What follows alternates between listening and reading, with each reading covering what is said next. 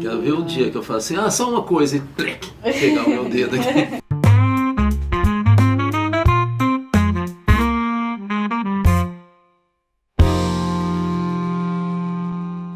A retomada das ruas pelos movimentos sociais, ou seja, o movimento sindical, estudantil, tiraria o governo Lula das chantagens do Congresso e se aplicaria o programa pelo qual Lula foi eleito? Oi, Luciano, veja só, a gente tem que entender o seguinte, se a gente entende que a mobilização social é um instrumento do governo, isso que você está sugerindo tem sentido. Agora, se o governo não quer a mobilização social, porque ele avalia que ao fazer mobilização de rua, ele atrai a polarização da extrema-direita bolsonarista, que é quem também coloca, ou quem coloca gente na rua, qualquer mobilização social será, de certa maneira, frustrada pelo governo. Então a gente tem que entender que quando a gente fala de mobilização para convencer o governo, a mobilização ou tem que estar articulada com o governo, e aí ele se utiliza dessa pressão para, por exemplo, negociar em situações melhores com o Congresso e com seus próprios ministros, que não são exatamente alinhados com a visão mais progressista.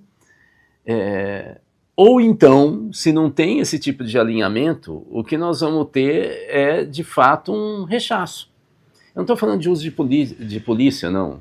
Eu estou falando de tentar desmobilizar, criar pressão, falar, olha, não é por aí, vocês não precisam fazer isso, ou desconsiderar. Eu quero dizer claramente que na minha leitura sociológica, eu acho que o lulismo, desde o primeiro governo, eu não sei nem se foi algo consciente, mas ele conseguiu moldar os movimentos sociais para atender as demandas dos movimentos sociais e organizações populares por setor. Ele setorizou. O que até então era articulado, você tinha as organizações populares e movimentos sociais com suas pautas, mas cada um deles, de certa maneira, adotava pontos de pautas das outras organizações, de tal maneira você tinha uma pauta nacional, uma leitura nacional. Sindicato Urbano falava da questão da reforma agrária, a educação entrava também, saúde e educação se relacionavam e assim por diante. Se era assim, com o lulismo nós vamos ter essa segmentação dos movimentos sociais. E como que ele segmenta? Atendendo por estrutura especializada do governo. Saúde no Ministério da Saúde, habitação com o Ministério do Interior e com a Caixa Econômica Federal, e assim por diante. Essa segmentação foi tão forte, porque o governo atendia de fato, se não tudo, em parte, no Lula 1, 2 foi mais forte isso, que criou um tipo de liderança de movimento social que não havia até então, que são lideranças que fazem lobby no Congresso e que têm contatos diretos nos ministérios, fazendo acordos, participando de conselhos e assim por diante. Então, voltando, só vai ser importante, primeiro que vai ser muito difícil tirar do corporativismo e da pauta e da agenda muito específica de cada movimento, de cada luta, para se articular movimentos nacionais com pautas gerais, mas mesmo que aconteça isso, ela só vai ter sentido se o governo tiver dentro da sua tática política essa relação da pressão popular para ter vantagens na negociação e barganha com os setores do Congresso e setores à direita que está no governo. É isso que eu tenho que dizer claramente. Eu queria, então, aproveitar aqui para falar o seguinte, que eu sei que vocês vão perguntar. Isso aqui é um botão que eu ganhei do Putin. Vocês sabem que na época da União Soviética ele era vermelho e tinha foice, martelo e amarelo. Agora é assim, ó, engraçado, né? Eu nem sei o que quer dizer isso aqui, mas não tem mais KGB, né? Só tem o Putin. Budá, o planejamento da China é de longo prazo e os governos sucessivos o respeitam. E no Brasil? Bom, vamos por partes então, Olga. Primeiro, tem um planejamento de longo prazo, mas tem um planejamento muito específico de momento. Por exemplo, como você deve ter visto naquela análise que eu fiz sobre a China, eles trabalham muito com o câmbio, né? eles desvalorizam o tempo inteiro, né? E eles também fazem mudanças de importação, investimento direto em outros países, né? Em função da taxa de crescimento e principalmente de inflação, que é baixa, mas eles controlam o tempo inteiro. Porque você tem inflação setorial, né? Você imagina, você começa a produzir mais carro, você vai ter uma demanda de chapa de aço. Então, se você não tem uma produção planificada de chapa de aço, você vai criar inflação de custo na produção de carro, entendeu? E como eles estão todos plataformizados, né, a economia inteira está plataformizada, você tem como saber sobre essa relação, então, de preço, né, intersetorial, né? E de qualquer maneira, o que eu acho importante entender é que eles também atuam em ações tópicas, né, conjunturais, não é só de longo prazo. Isso que é muito interessante e sofisticado, né? Agora, no Brasil, a gente já teve planejamento de longo prazo. Não foi à toa que o JK tinha um slogan que era justamente falando disso, né? Como é que você transforma 50 anos de desenvolvimento em 5 anos de governo, né? Por quê? Porque ele tinha um planejamento de longo prazo. Ele sabia o que ele queria fazer para atingir uma meta mais distante, né, de ser atingida, né? E não foi à toa que se formou, ele foi o JK, porque em Minas Gerais nós tivemos um investimento de muito tempo na educação.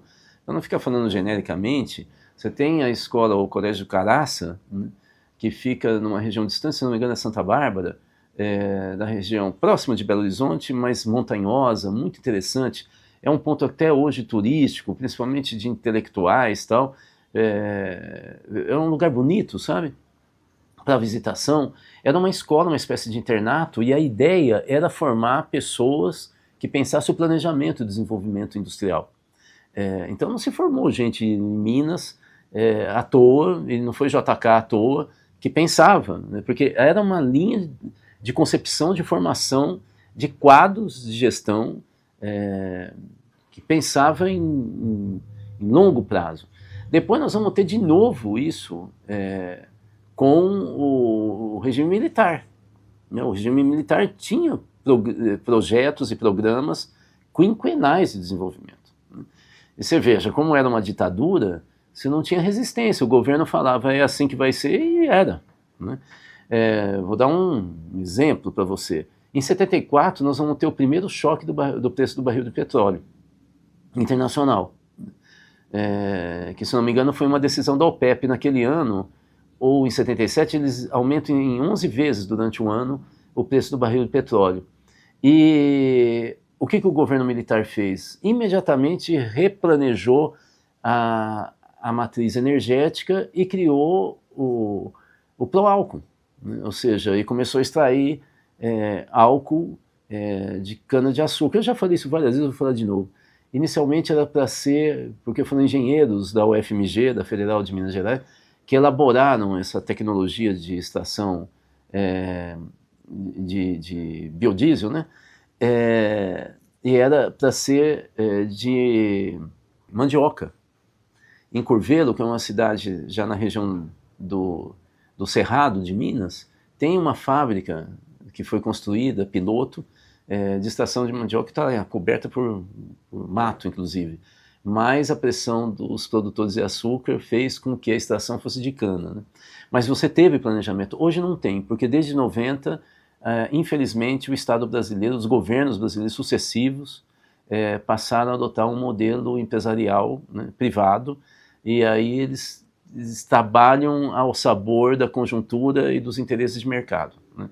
Então nós não temos mais esse planejamento, mas a China está explicando qual é o caminho. Então, gente, se gostou ou não gostou, inscreva-se no canal, nos canais da Cultiva, no YouTube, Instagram, Spotify. Clica no sininho para você ser notificado cada vez que a gente colocar um áudio, um vídeo novo, um podcast, você vai ser notificado, senão você não vai ficar sabendo. Aí você vai ficar enviando coisa pra gente. É porque eu não recebo nada. Você não clicou no sininho, você quer o quê? Quer que a gente mande pombo? A gente pega pombo correio e fica mandando pra tua cara. Você recebe, já tem um podcast. Não dá, né? E aí você também divulgue o máximo que você puder.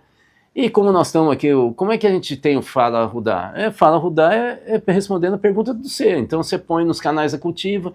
Esse que eu acabei de responder é o pessoal que assistiu lá no YouTube sobre a China e perguntou, escreveu lá, no próximo Fala Rudá, e aí a gente respondeu. Então faça isso, tá ok? E aí a gente forma a comunidade Cultiva, divulgue o máximo esse link. Depois a gente vê o que a gente dá de presente para você.